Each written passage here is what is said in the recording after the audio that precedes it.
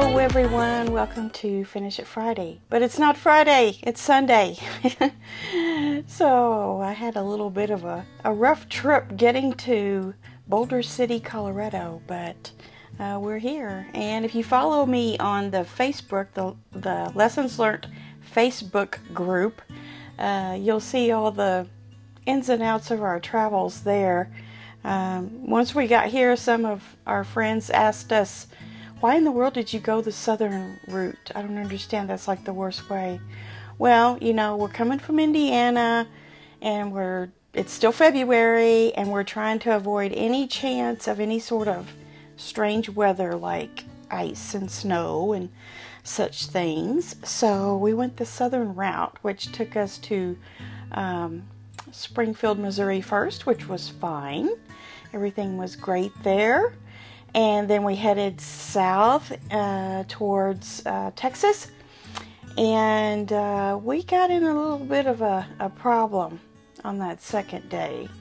So the temperatures were cold, and in the early morning hours it was going to be not below zero, almost.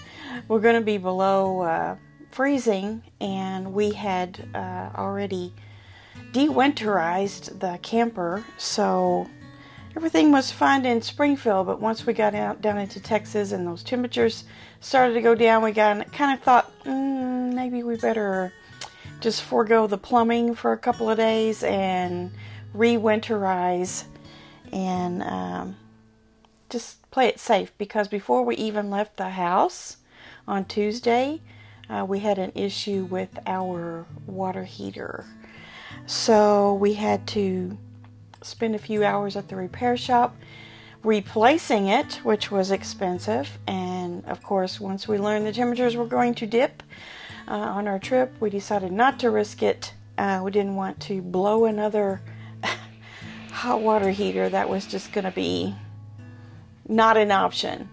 So it was a very eventful trip, but we're here now and everything's fine. And we've been visiting with family. We went to our meeting together today and visited some yesterday. And Blue's okay. He's right here with me. Say hi, Blue. He looks giant in the in the camera there. He's okay. He's a good boy. He does real good. Yeah, he does real good on trips. He's very tolerant of being in the vehicle for so long, and he spent some time alone today when we were out, and no problems. He was just fine in here by himself.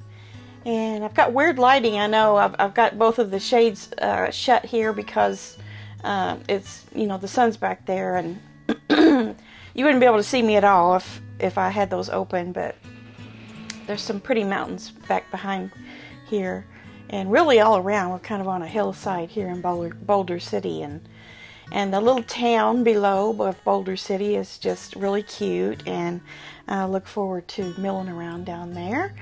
And this is just where we're spending February. So until the retreat, and the retreat will be moving into Las Vegas for a week there at a campsite that we've reserved. So that's the story. It's been kind of crazy, and it's been a learning experience having this new camper, new vehicle. There's a lot of things to learn, and we just didn't really have the chance to learn it all before it was time for us to leave. And some things you just have to learn by experience. So we got plenty of experience on this trip, including a snowstorm. A snowstorm in Tucumcari, Texas. So if anybody is from there or near there, this past week you may have heard that I-40 was shut down because of the snowstorm, and we had a few close calls ourselves, but we kind of chuckle and laugh about it now, thank goodness, but at the time we thought we were going to die. Anyway, let's go on to some some more interesting things. I didn't want to leave out your guys' finishes this week that you sent me. Of course, I didn't get to work on a thing. I had down on my schedule to do some work on the not on the kaleidoscope, on the hexagon project. I was going to do an hour of work on hexagons every night to just kind of really put a dent in that. But did not happen. By the time we got to where we were going, there was hardly enough time to go to bed and turn around and leave again. So we'll try again this week on that, and we'll talk about that for the Monday quilt chat.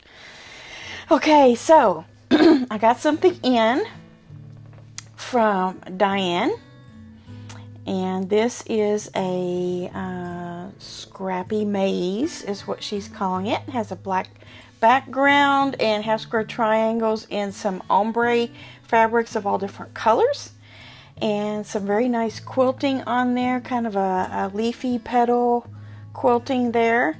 And the back is that diamond shape multicolor dot or circles. That's interesting. She said this is one of her finishes. It's a So Yeah 2022 subscription box that she put together and donated for a fundraiser for her daughter's boyfriend's medical bills. Pattern is HST Tumble. Quilt design is called Bread Basket, but she positioned it so that it created a secondary pattern that looks like flower petals.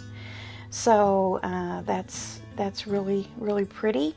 And that's not Diane, that's Paula. Sorry. I got in the wrong order there. So thank you for sending that, Paula. That's a very cool quilt. I like it, and what a nice gesture to donate that to a good cause. And let's see. Let's just go backwards then. It looks like that was my last finish that I received on the email last Thursday. So let's go back to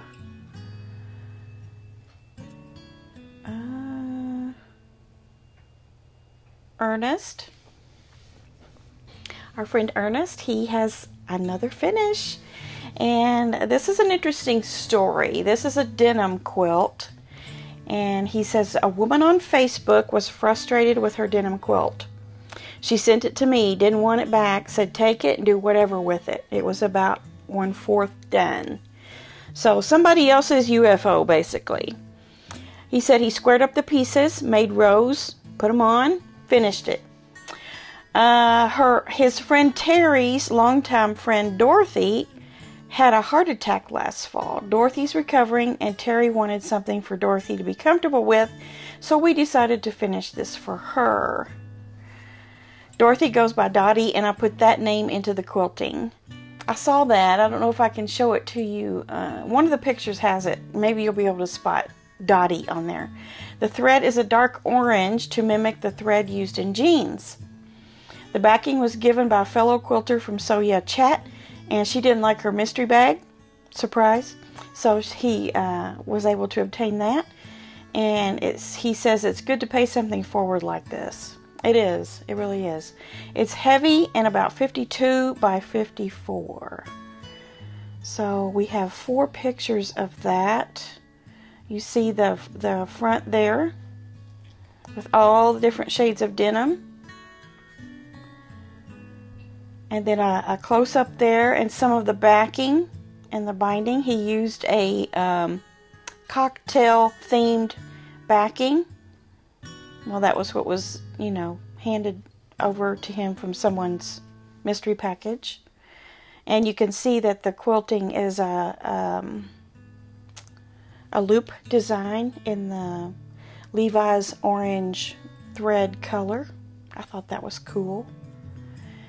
And there's another one. Oh, there's the one with Dottie in the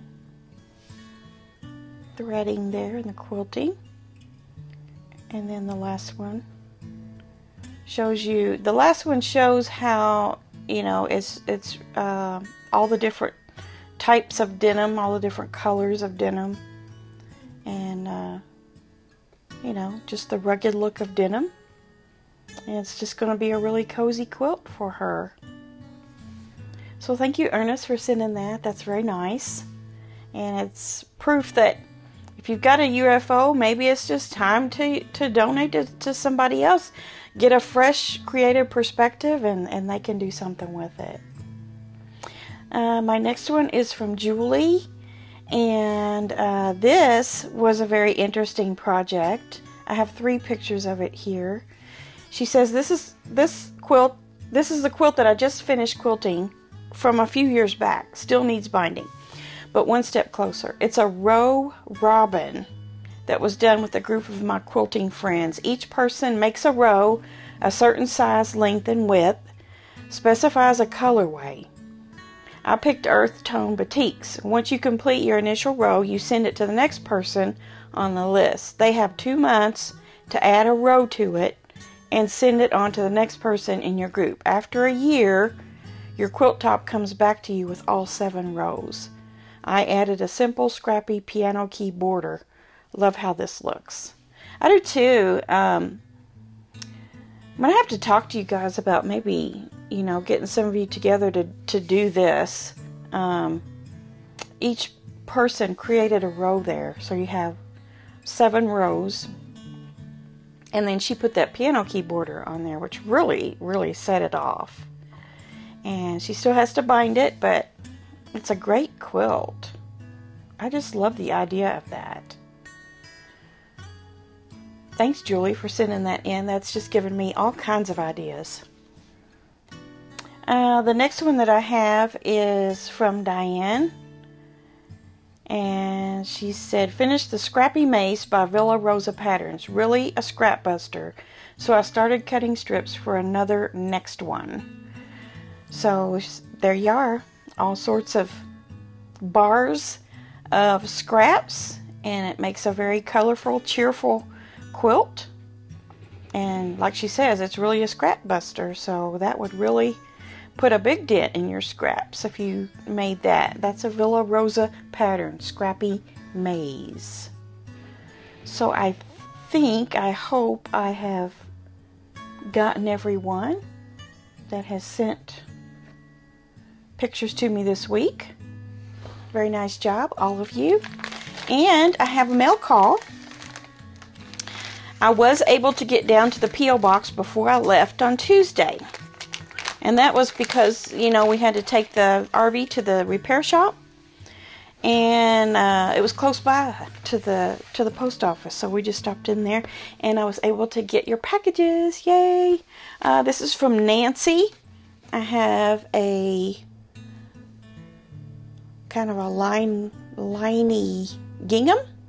That's a good light.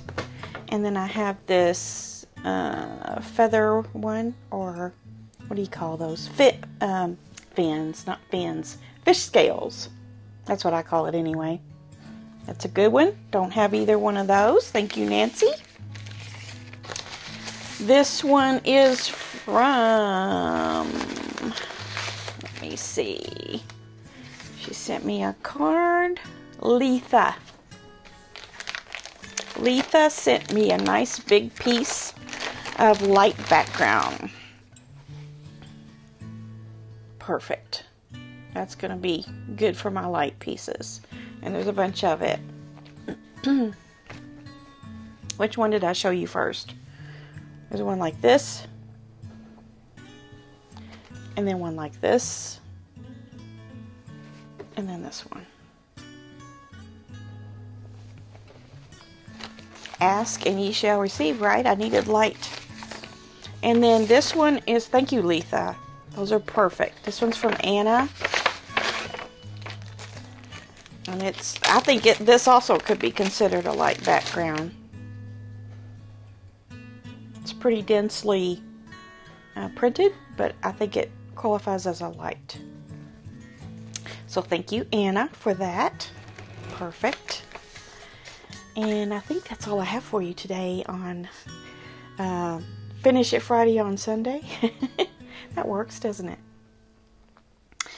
It may be late on Sunday, but you may even be watching it on Monday. But I will have a Monday quilt chat as well. So we'll see you soon for that, and have a great evening.